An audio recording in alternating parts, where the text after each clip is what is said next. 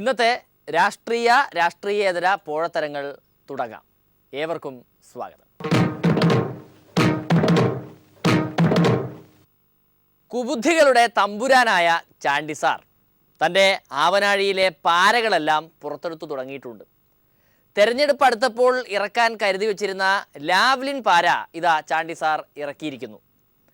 സ്വന്തം മുന്നണിയിലും പാർട്ടിയിലുമുള്ള സ്ഥിരം പാരകളെപ്പോലും അമ്പരപ്പിച്ചുകൊണ്ടാണ് ലാവ്ലിൻ പാര ചാണ്ടി സാർ പുറത്തെടുത്തത്. ലാവ്ലിൻ കേസ് കൊണ്ട് കാര്യമൊന്നുമില്ലെങ്കിലും ലാവ്ലിൻ്റെ പേര് പറഞ്ഞ് നാട്ടുകാരുടെ കണ്ണിൽ മുളക് തേക്കാൻ പറ്റിയ സമയമാണിതെന്ന് ചാണ്ടി സാറിനറിയാം.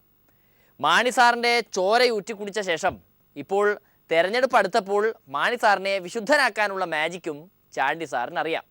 അതാണത്രേ ലാവ്ലിൻ്റെയും സൂത്രവാക്യം. ഇതിലിപ്പോൾ ഒരു പുതിയ കാര്യമൊന്നും ഇതിനകത്തില്ല. ഈ റിവിഷൻ കൊടുക്കണമെന്നെടുത്ത തീരുമാനം പുതിയൊരു കാര്യമല്ല. നേരത്തെ കോടതിയിൽ റിവിഷൻ പെറ്റീഷൻ ഉണ്ട്. അപ്പോൾ ഇപ്പോൾ എടുത്തിരിക്കുന്ന തീരുമാനം രാഷ്ട്രീയ ഉദ്ദേശത്തോടു കൂടി എടുത്ത തീരുമാനമാണ്. ലാവ്ലിൻ കേസിൽ CBI കോടതി എടുത്ത നടപടിക്കെതിരായിട്ട് ക്രിമിനൽ റിവിഷൻ പെറ്റീഷൻ ഹൈക്കോടതിയിൽ സമർപ്പിച്ചിരുന്നു. അന്ന് തന്നെ അതിൽ ഗവൺമെൻറ് കക്ഷി ചേർന്നിരുന്നതാണ്. അപ്പോൾ അതിൻ്റെ വാദം തുടങ്ങണം, അതിൻ്റെ വാദം വേഗത്തിലാക്കണം എന്നുള്ള നിലപാടാണ് ഈ കാര്യത്തിൽ എടുത്തിട്ടുള്ളത്. അതാണ് ഡയറക്ടർ ജനറൽ ഓഫ് പ്രോസിക്യൂഷൻ ഇന്ന് ഹൈക്കോടതിയിൽ സമർപ്പിച്ചത്. ഇതിനു വേണ്ടി പ്രത്യേകിച്ചിട്ട് ഉമ്മൻചാണ്ടി എന്തിനാണ് ഈ തീരുമാനമെടുത്തത് എന്നത് നോക്കുമ്പോൾ അതാണ് ഉമ്മൻചാണ്ടി എന്ന കാര്യം ജനങ്ങൾക്ക് ഒന്നുകൂടി മനസ്സിലായി. 2006 അദ്ദേഹം മുഖ്യമന്ത്രിയായിരുന്ന കാലത്താണ് CBIക്ക് വിട്ടത്. അപ്പോൾ ഇപ്പോൾ അദ്ദേഹം ഉദ്ദേശിച്ചതുപോലെ കാര്യങ്ങളൊന്നും വന്നില്ല. 2 കൊല്ലം അനങ്ങാതെ ഇരുന്നു. ഇലക്ഷൻ വരുന്ന സമയത്ത് എടുക്കാമെന്ന് കണക്കാക്കി വെച്ചൊരു ബോംബ് പോലെയാണ്. ഇന്നിപ്പോൾ ഒരു ബോംബ് പൊട്ടിയെന്നുള്ള വിധത്തിൽ മാധ്യമങ്ങൾ ഇതിന് പ്രചാരവേല കൊടുക്കുന്നതായിട്ട് കാണുന്നു. രാഷ്ട്രീയ പ്രേരിതമല്ല, ബെറ്റർ ലേറ്റ് ദാൻ നെവർ. ഇത്രയും നാൾ ചെയ്തില്ല എന്നുള്ളത് കൊണ്ട് ഇപ്പം ചെയ്തത് തെറ്റാണോ? ബെറ്റർ ലേറ്റ് ദാൻ നെവർ, അത് മാത്രമേ ഈ കാര്യത്തിലുള്ളൂ. ഇതിനകത്ത് യാതൊരു രാഷ്ട്രീയ പ്രേരിതവുമല്ല. CBI ഗവൺമെൻറ് അല്ല അപ്പീൽ കൊടുത്തത്, CBI കൊടുത്ത അപ്പീലാണ്. CBI ആണ് ഈ റിവിഷൻ പെറ്റീഷൻ ഹൈക്കോടതി കൊടുത്തിട്ടുള്ളത്. അതിൽ വാദം കേൾക്കണമെന്ന് മാത്രമേ നമ്മൾ പറഞ്ഞിട്ടുള്ളൂ. ഞങ്ങൾക്ക് യാതൊരുവിധ ബേജാറുമില്ല. CBI പരിശോധിച്ച കേസാണ്, CBI കോടതി പരിശോധിച്ചതാണ്. നിയമപരമായ ഒരു സ്കൂട്ടിക്ക് വിധേയമായ കേസാണ്. ഏത് കേസും ഇങ്ങനെ കോടതിയിൽ കൊടുക്കാനുള്ള അവകാശം എല്ലാവർക്കും ഉണ്ട്. പക്ഷേ ഗവൺമെൻറ് അത് കൊടുക്കുമ്പോൾ നിയമപരമായി ചെയ്യേണ്ടതായിരുന്നില്ലേ? ഇപ്പോൾ ഗവൺമെൻറ് ഇപ്പോൾ കോടതിയിൽ പറയേണ്ടത് എന്താ? 2 കൊല്ലമായിട്ട് ഞങ്ങൾക്ക് റിവിഷൻ നൽകാൻ കഴിഞ്ഞില്ല, അത് ഞങ്ങൾക്ക് മാപ്പാക്കി തരണം എന്ന് പറഞ്ഞുകൊണ്ട് വേണ്ട ഒരു പെറ്റീഷനുമായിട്ട് സമീപിക്കാൻ. ചത്ത കുഞ്ഞിൻ്റെ ജാതകം നോക്കി ഭാവി കണക്ക് കൂട്ടുകയാണത്രേ ചാണ്ടി സാർ. 5 കൊല്ലം സെക്രട്ടേറിയറ്റിലെ കസേരയിൽ അള്ളിപ്പിടിച്ചിരുന്നതിൻ്റെ സുഖം കേവലം ചാരുകസേരയിൽ ഇന്ന് ആസ്വദിക്കാൻ ചാണ്ടി സാർ തയ്യാറല്ല. അതുകൊണ്ട് നാണം വിറ്റും അധികാരം നേടിയാൽ നാണക്കേടാ അധികാരം മറയ്ക്കും എന്നതാണ് അദ്ദേഹത്തിൻ്റെ വാക്യം. സെക്രട്ടേറിയറ്റിലെ കസേരയിൽ ഒരിക്കൽ കൂടി കയറിയിരിക്കാനുള്ള പെടാപ്പാട്.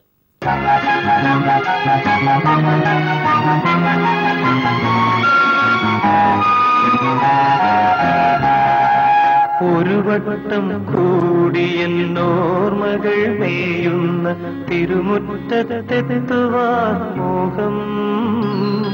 ഈ ബിജു രമേശിനെ കൊണ്ട് ഒരു രക്ഷയുമില്ല. പറഞ്ഞതു തന്നെ പറഞ്ഞുകൊണ്ടിരിക്കും.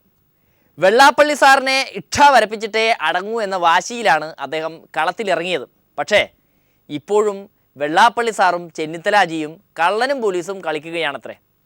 വെള്ളാപ്പള്ളി സാറിനെപ്പറ്റി പരാതി പറഞ്ഞ് വായിലെ വെള്ളം വറ്റുകയല്ലാതെ മറ്റു വല്ലതും പ്രതീക്ഷിക്കുന്നതിൽ വല്ല കാര്യവുമുണ്ടോ? ഒരു പ്രഹസനത്തിന് വേണ്ടി മാത്രം ഒരു SP-യുടെ നേതൃത്വത്തിൽ അന്വേഷണം എന്ന് പറഞ്ഞ് വെച്ചിരുന്നപ്പോഴും ശ്രീനാരായണ ധർമ്മവേദിയും സ്വാമിയുടെ കുടുംബാംഗങ്ങളും ഒരു സ്പെഷ്യൽ ടീമിനെ കോൺസ്റ്റിറ്റ്യൂട്ട് ചെയ്ത് അന്വേഷിക്കണം എന്നാവശ്യപ്പെടാനുള്ള പ്രധാന കാരണം ഇതിൻ്റെ പ്രതിസ്ഥാനത്ത് നമ്മൾ കാണുന്നത് രാഷ്ട്രീയപരമായും സാമ്പത്തികപരമായും സാമൂഹികപരമായും ഒക്കെ പ്രഗത്ഭരായി നിൽക്കുന്ന ശ്രീ വെള്ളാപ്പള്ളി നടേശനും തുഷാർ വെള്ളാപ്പള്ളിയും ഒക്കെ നമ്മൾ പ്രതിസ്ഥാനത്ത് കാണുമ്പോൾ അവരുടെ സ്വാധീനം എന്ന് പറയുന്നത് നമ്മളൊക്കെ ചിന്തിക്കുന്നതിനേക്കാൾ അപ്പുറത്താണ് സ്വാധീനങ്ങൾ. ഇപ്പോൾ നിലവിലുള്ള പോലീസ് സംവിധാനങ്ങളിൽ തന്നെ പല പോസ്റ്റിങ്ങുകളും ക്രൈംബ്രാഞ്ചിൽ പോലും നടത്തിയത് വെള്ളാപ്പള്ളി നടേശൻ പുതിയ രാഷ്ട്രീയ പാർട്ടി രൂപീകരിക്കുന്നതിന് മുമ്പ് അദ്ദേഹത്തിന് തന്നെ നിർദ്ദേശിച്ചവരെയാണ് പോസ്റ്റ് ചെയ്തിരിക്കുന്നത്. അദ്ദേഹത്തിൻ്റെ വീടുകളിൽ പോയി ശുപാർശ പറഞ്ഞ് പോസ്റ്റിംഗ് മേടിച്ച ഉദ്യോഗസ്ഥരുടെ തലപ്പത്തിരിക്കുമ്പോൾ അവരുടെ നേരിട്ടുള്ള നിയന്ത്രണത്തിൽ എങ്ങനെയാണ് ഈ അന്വേഷണം പുറത്തു കൊണ്ടുവരിക എന്ന കാര്യത്തിൽ വളരെ കടുത്ത സംശയങ്ങൾ അതിനകത്തുണ്ട്. അന്വേഷണം യാതൊരു രീതിയിലും പുരോഗമിച്ചിട്ടുമില്ല. ഗവൺമെൻറ്, പ്രത്യേകിച്ച് ഹോം മിനിസ്റ്റർ, ഈ കേസിൽ വളരെയേറെ ലിബറലാകുന്നു, എന്താണെന്ന് അറിയില്ല. അപ്പോൾ അതുകൊണ്ട് തന്നെ ഈ കേസ് ശക്തമായ രീതിയിൽ ഗവൺമെൻറ് അന്വേഷിക്കാൻ സത്യം പുറത്തു കൊണ്ടുവരികയും ആരാണ് ഇതിൻ്റെ കൊലപാതകത്തിൻ്റെ പിന്നിലെന്ന് കേരളത്തിലെ ജനങ്ങൾ മൊത്തം നോക്കിയിരിക്കും. സുധീരൻ ജി ജനരക്ഷായാത്രയുമായി നടക്കുന്നതിനാൽ മുന്നണിയെ രക്ഷിക്കാൻ തൽക്കാലം നമ്മുടെ ഹസൻജിയാണ് ചുമതല ഏറ്റെടുത്തിരിക്കുന്നത്. മുന്നണിയുടെ ഉന്നതതല യോഗം വിളിച്ച് മോഡസ് ഓപ്പറാൻഡി തയ്യാറാക്കുന്ന തിരക്കിലാണ് ഹസൻജി. പക്ഷേ ഹസൻജി വിളിച്ചിട്ടും കക്ഷി നേതാക്കൾ വരാൻ കൂട്ടാക്കാത്തത് എന്താണെന്ന് ഈ മാധ്യമങ്ങൾക്ക് അറിയണം. ജോണി നെല്ലൂർ, CP ജോൺ എന്നിവർ ഇന്നത്തെ യോഗത്തിൽ എത്തിയിട്ടുണ്ട്. CP ജോൺ അദ്ദേഹത്തിനൊരു കേസുള്ളതുകൊണ്ട് ഇവിടെ വന്നിട്ടാണ് പോയത്. ഇന്ന് ജില്ലാതലത്തിലുള്ള സമ്മേളനങ്ങൾ നടക്കുന്നതുകൊണ്ട് ജനതാദളിലെ ഡോക്ടർ വർഗീസ് ജോർജ് യോഗത്തിലെത്താനുള്ള അസൗകര്യം രാവിലെ ഞങ്ങളെ അറിയിച്ചിട്ടുണ്ട്. ശ്രീ രാജൻ ബാബുവിൻ്റെ കാര്യത്തിലൊരു തീരുമാനമാകാത്തതുകൊണ്ട് ഈ കമ്മിറ്റിയിൽ അംഗമാണെങ്കിലും അദ്ദേഹം ഇന്ന് പങ്കെടുക്കുന്നില്ല. ബാക്കി എല്ലാവരും ഉണ്ട്. വേണ്ടപ്പെട്ടവരൊന്നുമില്ലാതെ പിന്നെ എന്തിനാണ് സാർ ഇങ്ങനെ യോഗം വിളിച്ച് തൊണ്ട വറ്റിക്കുന്നത്? സാർ അപ്പോൾ ഉണ്ടാക്കാൻ പോകുന്നത് മുന്നണിയുടെ പ്രകടന പത്രികയല്ല, കോൺഗ്രസിൻ്റെ പ്രകടന പത്രികയാണ് അല്ലേ? അല്ല, ഇന്നതല്ല. ഇന്നിപ്പോൾ അങ്ങനെ പ്രകടന പത്രികയിലേക്ക് പോകുന്നില്ല. അതുകൊണ്ടുകൂടിയാണ് വേറെ ആളെ അയക്കാത്തത്. ഇന്ന് ഞങ്ങളിതിൻ്റെ മോഡസ് ഓപ്പറാൻഡി ഡിസ്കസ് ചെയ്യുക. ഇപ്പോൾ മുഖ്യമന്ത്രി കൂടി പങ്കെടുത്തുകൊണ്ട് ഈ വിദഗ്ധന്മാരുമായിട്ടുള്ള ചർച്ച നടത്തണം എന്നൊരു നിർദ്ദേശമുണ്ട്. അതുകൊണ്ടാണ് കൺവീനർ കൂടി പങ്കെടുക്കുന്നത്. ഞങ്ങൾ ഇതിൽ വെച്ച് അതിൻ്റെ പ്രവർത്തന രീതിയും പ്രോഗ്രാം ഒരു ഷെഡ്യൂൾ തയ്യാറാക്കാനാണ്. അതുകൊണ്ടാണ് അദ്ദേഹം ഇന്ന് പകരം ആളെ വിടാത്തത്. അവർ പറയാൻ പ്രധാനമായ യോഗം ഇനി വരാനിരിക്കുന്നതല്ലേ ഉള്ളൂ. തെറ്റിദ്ധാരണ ചാനലുകളിൽ വരരുതെന്ന് വിചാരിച്ചാണ് ഈ വിവരം പറഞ്ഞത്. ബഹിഷ്കരിക്കുന്നു എന്ന് പറഞ്ഞ് ചില ന്യൂസുകൾ വരുന്നു എന്ന് അറിഞ്ഞു. അദ്ദേഹം ബഹിഷ്കരിക്കുന്നതല്ല, എന്നെ അറിയിച്ചു, കൺവീനറെ അറിയിച്ചു. അദ്ദേഹത്തിന് ഇന്ന് മീറ്റിംഗ് ഉണ്ട്. മാത്രമല്ല ഇന്ന് ഇതാണെന്ന് പറഞ്ഞപ്പോൾ അപ്പോൾ തൽക്കാലത്തേക്ക് വരുന്നില്ല എന്ന് പറയും.